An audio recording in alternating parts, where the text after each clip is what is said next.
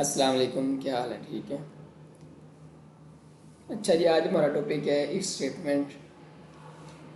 तो if statement में क्या क्वेश्चन बनता है कि what is if statement, explain it's with working with flow chart, यानी उसकी फ्लो चार्ट के साथ ही इसकी वर्किंग भी बयान करें। तो यानी कि ये लॉन्ग क्वेश्चन इसी तरह आता है कि आपको अगर वो इफ स्टेटमेंट के बारे में पूछे तो उसकी डिटेल बतानी होती है कि इफ स्टेटमेंट है क्या और काम कैसे करता है, और साथ ही उसका फ्लो चार्ट भी, साथ ही उसका सिंटैक्स भी। ये तीन चार चीज़ें इकट्ठी लिखनी होती हैं। एक्सप्लेन यानी इफ स्टेटमेंट के बारे में डिस्कस करना, उसकी वर्किंग बताना, उसका सिंटैक्स देना, फ्लो चार्ट बताना। ये चार चीज़ें लिखेंगे तो फिर जाके कहीं भी आपका 8 नंबर का क्वेश्चन अटैम्प्ट होता है। नेक्स्ट क्वेश्चन बनता है कि what is limitation of if statement, यानी इफ स्टेटमेंट को पहले हम यूज़ पढ़ेंगे, बाद में उसकी लिमिटेशन पढ़ेंगे कि क्यों ये लिमिट जो है वो इसकी बता दी गई है कि इतना ये लिमिटेड है, अनलिमिटेड नहीं है। तो इफ स्टेटमेंट क्या है जी? Simple form of selection structure. जितने भी हमने कल सिलेक्शन स्ट्रक्चर देखे थे इससे पहले लेक्चर में, उसका सबसे सिंपल फॉर्म ये वाली है।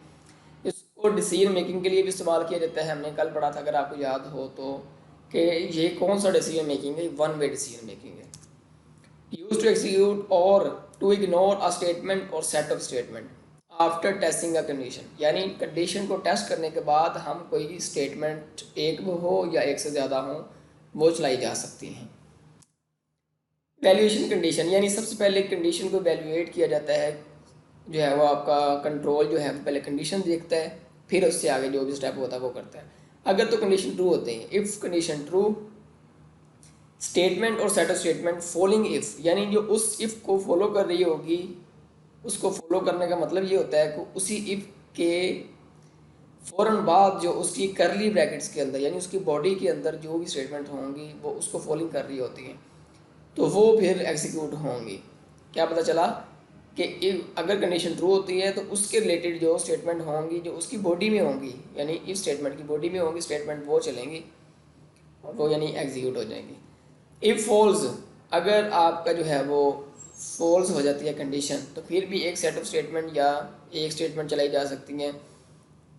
ठीक है, एक स्टेटमेंट इज इग्नोर्ड, यानी अगर आपके ट्रू नहीं होता तो फॉल्स में जो भी आपने कंडीशन, यानी उसकी बॉडी के बाद जो भी कंडीशन के अलावा जो है वो आपने कोई स्टेटमेंट दी होती है वो प्रिंट हो जाती है।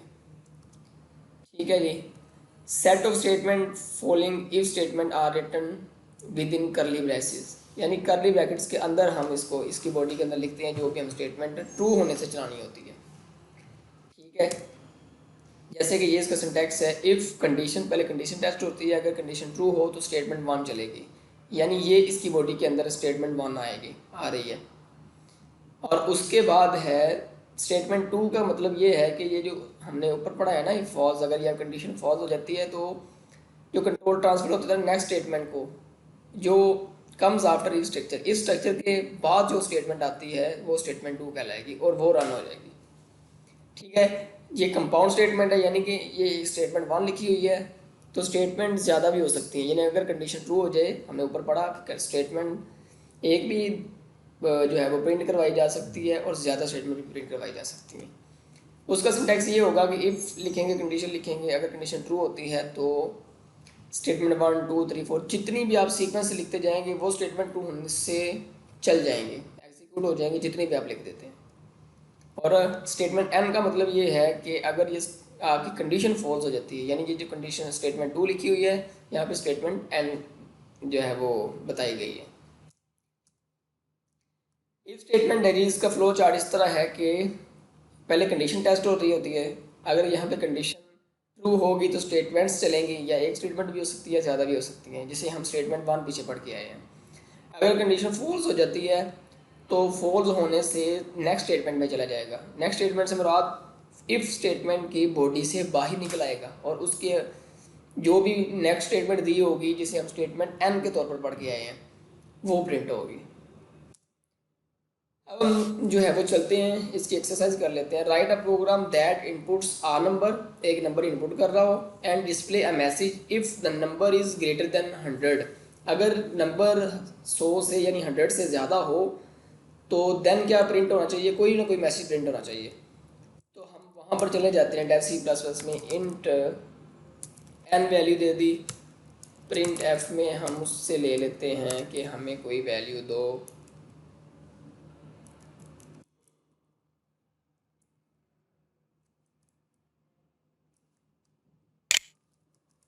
Enter any number.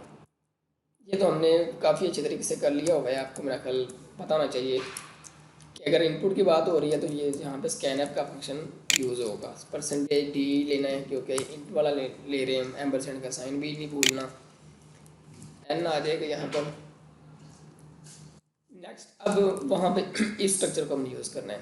अब हमने ये क्या पढ़ा था उसकी स्टेटमेंट में कि अगर देखना है कि ये जो नंबर आपने एंटर किया हुआ है वो 100 से ज़्यादा है तो फिर वैल्यू में ऐसी प्रिंट होना चाहिए। तो अगर मैं यहाँ पर लिख देता हूँ कि if N is greater than 100, अगर वो 100 से ज़्यादा है तो ये उसकी बॉडी है। ये करली ब्रैकेट्स ही हैं, यहाँ से स्टार्ट हो रही है यहाँ पर ख़त्म हो रही है। तो इसके अंदर हमने ये लिख देना है कि क्या मैसेज प्रिंट करवाना चाहते हो अगर ये कंडीशन ट्रू होती है तो। ठीक है, यानी ये कंडीशन ट्रू होती है तो ये मैसेज प्रिंट हो, क्या मैसेज प्रिंट हो, number you entered is greater than 100, यानी 100 से ज़्यादा आपने जो है वो नंबर एंटर किया। तो ये हमें पता चला कि स्टेटमेंट 1 है, ये जो हमने पीछे सिंटैक्स में पढ़ी थी स्टेटमेंट 1, इसको मैं यहाँ पे कमेंट में डाल देता हूँ ताकि आपको पता हो कि हमने ये 1 में पढ़ा था। यानी स्टेटमेंट 1 ये प्रिंट हुई है कंडीशन ट्रू होने तक। अगर कंडीशन फॉल्स हो जाती है तो इसकी बॉडी के बाहर हमने कोई स्टेटमेंट दे देनी है। यहाँ पर मैं लिख देता हूँ नो, कोई सादा सा मैसेज सिंपल सा, समझना है, चूँकि इससे आगे हम एक्सरसाइज करते रहेंगे। तो कंडीशन यहाँ पर टेस्ट की जा रही है, अगर कंडीशन ट्रू हुई तो ये स्टेटमेंट 1 चलेगी, अगर नहीं है तो स्टेटमेंट 2 चलेगी। इसका मैं यहाँ पर नाम दे देता हूँ स्टेटमेंट 2। ओके हो गया, रन करके देखते हैं। यहाँ पर आपसे नंबर इनपुट मांग रहा है, अगर आपने 45 एंटर किया है तो जैसे एंटर करते हैं तो 9 का बट 9 इसीलिए मैसेज आ रहा है क्योंकि हमने कंडीशन फॉल्स एंटर की है। अगर मैं यहाँ पर 100 से ज़्यादा एंटर कर देता हूँ, 111 एंटर किया है तो फिर एंटर जैसे ही दबाते हैं तो वो आपको मैसेज प्रिंट हुआ, number you entered is greater than 100। ठीक हो गया जी, इस तरह ये काम करता है। नेक्स्ट चलते हैं, क्या कहते हैं, एक और प्रोग्राम देख लेते हैं। कहते हैं write a program that inputs two numbers and find if second number is square. सबसे फर्स्ट जो है वो जो आपने चीज़ जो याद रखनी है वो स्टेटमेंट को समझना अच्छे तरीके से। स्टेटमेंट में लिखा हुआ है कि write a program that inputs two numbers, दो नंबर एंटर ले रहा हो, दो नंबर लेना है, and find it if second number is square of first number. Second number जो है वो फर्स्ट नंबर का स्केयर होना चाहिए। मतलब क्या, अब स्केयर का आपको पता है, अगर 2 है तो उसका स्केयर बन गया क्या, 2 को 2 पे मल्टीप्लाई करेंगे, 2 2 4, यानी 2 का अगर स्केयर बात की जाए कौन सा है तो वो 4 बनता है। अगर 3 है तो 3 3 9 बनता है, इस तरह 4 है तो उसके 16 बनता है। यानी हमने फर्स्ट नंबर जो एंटर करना है और सेकेंड नंबर जो एंटर करना है, सेकेंड नंबर जो एंटर होगा वो फर्स्ट नंबर के जो है वो स्केयर होने के बाद जो वैल्यू आती है वो उसके बराबर इक्वल होना चाहिए। मतलब अगर आप फर्स्ट नंबर 2 एंटर करते हैं और सेकंड नंबर 4 एंटर करते हैं तो फिर आपको मैसेज प्रिंट होना चाहिए कि ये जनाब आपका first second number is square of first number, यानी ये वाकई आपने ठीक काम किया है। अगर आपने फर्स्ट 2 एंटर कर दिया और सेकंड नंबर 5 एंटर कर दिया, अब 2 का तो स्केयर 5 नहीं है तो इसलिए वहाँ पे वैसे मैसेज प्रिंट हो कि second number is not square of first number. समझ आ गई होगी इस स्टेटमेंट की। अब हम चलते हैं इसकी तरफ। अब यहाँ पर सिंपल है, क्या करता हूँ मैं कि इसी को ही चला लेते हैं। यहाँ पर n है और m ले लेता हूँ, या n1 n2 ले लिया, दो नंबर।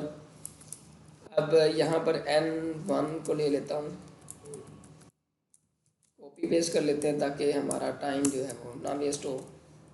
एंटर, यहाँ पर एनी नंबर की बजाय भी हम फर्स्ट लिख देते हैं और यहाँ पर भी सेकंड लिख देते हैं। गया। अब यहाँ पर 2 आ जाएगा। कुछ मैंने नई बात नहीं की, बस 2 नंबर्स हैं, पहले जैसे 1 नंबर एंटर किया था उस, अब 2 नंबर हमने लेने हैं। अब यहाँ पर असल चीज़ यहाँ पर है कि उसने कहा है कि second number is square of first number, यानी सेकंड नंबर जो एंटर हो जाएंगे वो फर्स्ट नंबर के इक्वल होना चाहिए स्केयर के। तो अब मैं इस तरह अगर लिख दूँ कि n1 मल्टीप्लाई बाय n1, यानी n1 को n1 के साथ ही मल्टीप्लाई किया जाए, यानी जैसे 2 को 2 के साथ मल्टीप्लाई किया तो 4 आता था, n1 को n1 के साथ ही मल्टीप्लाई किया जाए और इक्वल टू आई n2 के।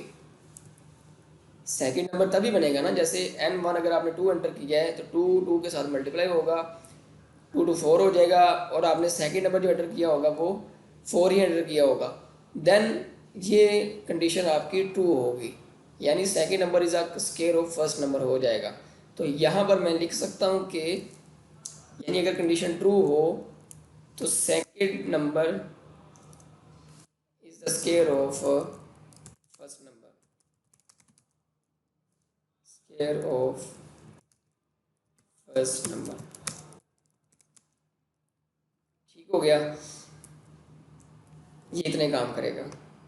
ठीक है, यानी कंडीशन ट्रू होने तक ही चलना है इसने। तो हम उसको रन करके देख लेते हैं। फर्स्ट नंबर एंटर कहा है इसने, करो। फर्स्ट नंबर हमने 4 एंटर किया, सेकंड नंबर हमने 5 एंटर किया।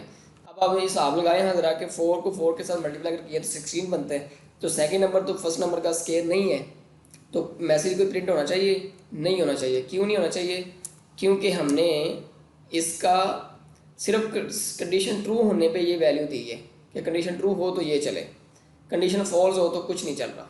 ठीक है, तो लिहाजा अब हम देखते हैं कंडीशन को ठीक लगाने के बाद, यानी अगर आप पहले 4 एंटर करते हैं और बाद में 16 एंटर करते हैं, अब आपने क्या किया है कि सही काम किया है, यानी फर्स्ट नंबर को फर्स्ट के साथ ही मल्टीप्लाई हुआ कंडीशन के अंदर तो 16 बनता है, तो सेकंड नंबर हमने 16 ही एंटर किया है, तो लिहाजा हम मैसेज प्रिंट होना चाहिए कि second number is square of first number, यानी जो 16 है वो 4 का स्केयर है।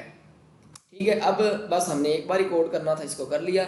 अब चाहे जितनी बार जितना बड़ा कोड कोई क्यों ना लिख दे, हम क्या करते हैं उसका रिजल्ट आपको इजीली मिल जाता है। जैसे हम ये देख लेते हैं कि 33 का 333 जो है वो स्केयर है या नहीं है।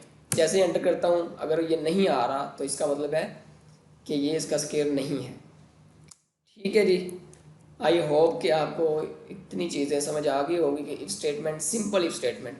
सिंपल इफ स्टेटमेंट में आपको पहले बताया कि वन वे डिसीजन होता है, और वन वे डिसीजन में जस्ट कंडीशन ट्रू होने से ही वैल्यू चलती है, यानी कोई प्रोग्राम एक्सिक्यूट होता है, कोई स्टेटमेंट प्रिंट होती है, अदरवाइज कुछ भी आपको आंसर नहीं मिलता।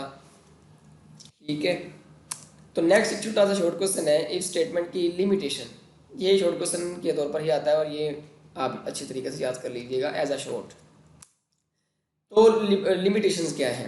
कहता है it's use is limited in programs, इसका यूज लिमिटेड है। तो हमने देखा कि लिमिटेड कैसे है। लिमिटेड ऐसे है कि execute a set of statement, और सेट यानी एक स्टेटमेंट या सेट ऑफ स्टेटमेंट को एग्जीक्यूट करता है। कब करता है? इफ़ कंडीशन इज ट्रू, यानी जब कंडीशन ट्रू होगी तभी चलेगा। जैसे हमने स्केयर वाला प्रोग्राम देखा कि उसमें अगर सेकंड नंबर स्केयर होता था फर्स्ट नंबर का, देन तो वैल्यू प्रिंट हो जाती थी स्टेटमेंट। अगर वो बराबर नहीं होता था स्केयर के सेकंड नंबर, देन क्या होता था? कोई भी आंसर में नहीं मिलता था, इसलिए ये लिमिटेड है। ठीक है जी, इफ कंडीशन इज फॉल्स, अगर आपकी कंडीशन फॉल्स हो जाती है तो फिर no alternate action is perform, इसके मुतबादिल कुछ भी हमसे जो है वो स्टेटमेंट प्रिंट नहीं करवाई जाती थी। ठीक है, इसलिए हम इसको can not be use for making two way decision, इसको टू वे डिसीजन के तौर पर इस्तेमाल नहीं कर सकते। ये एमसीक्यू भी आ सकता है कि जो है वो वन वे डिसीजन कौन सा है, और जनाब उसमें से कुछ 3-4 आपको स्टेटमेंट्स जो है वो एमसीक्यूज के ऑप्शंस दी जाएंगी। उनमें से एक ये भी होगा कि ये जनाब वन वे डिसीजन के लिए इस्तेमाल होता है, टू वे के लिए नहीं होता। To execute one set of statements if given condition is true and other set of statement is given condition false, यानी एक स्टेटमेंट का सेट जो है वो तब चलता है कंडीशन ट्रू होने से, अगर वो कंडीशन जो है वो फॉल्स हो जाती है तो फिर दूसरा चलेगा, लेकिन can not handle using if statement, इसके लिए हम इफ सिंपल इफ स्टेटमेंट का इस्तेमाल नहीं कर सकते। ठीक हो गया। तो आई होप कि आप जनाब इतनी सी बातों को समझ चुके होंगे। नेक्स्ट हमें कहता है if first statement is omitted and user enters a negative. तो फिर एक और प्रोग्राम छोटा सा देख लेते हैं। यहाँ पर वो कह रहा है कि no message will be displayed अगर कंडीशन विल रिटर्न्स फॉल्स, यानी कि एक प्रोग्राम में कह रहा है कि int number, enter any number, आपने कोई नंबर एंटर किया, स्कैनर के थ्रू नंबर एंटर लिया। If number is greater than zero, यानी भाई अगर ज़ीरो से बड़ा है तो जाहिर सी बात है फिर 1 2 3 4 5 सारे पॉजिटिव में आ सकते हैं। तो फिर नीचे आपको मैसेज क्या प्रिंट हो कि द नंबर इज़ पॉजिटिव। ठीक हो गया। यही बात उसने की है कि जनाब अगर नेगेटिव आपने एंटर किया तो वो ओमिट कर देगा। ओमिट मतलब होता है स्किप कर देना, किसी स्टेटमेंट को स्किप कर जाना। अब यहाँ पर स्किप ये क्या कर रहा है कि अगर आपको नेगेटिव नंबर एंटर कर देते हैं, क्योंकि कंडीशन तो पॉजिटिव वाले नंबर की लगी हुई है। आई होप कि आपको इतनी बात की समझ आ गई होगी। मिलते हैं नेक्स्ट वीडियो में, तब तक के लिए अल्लाह हाफिज़।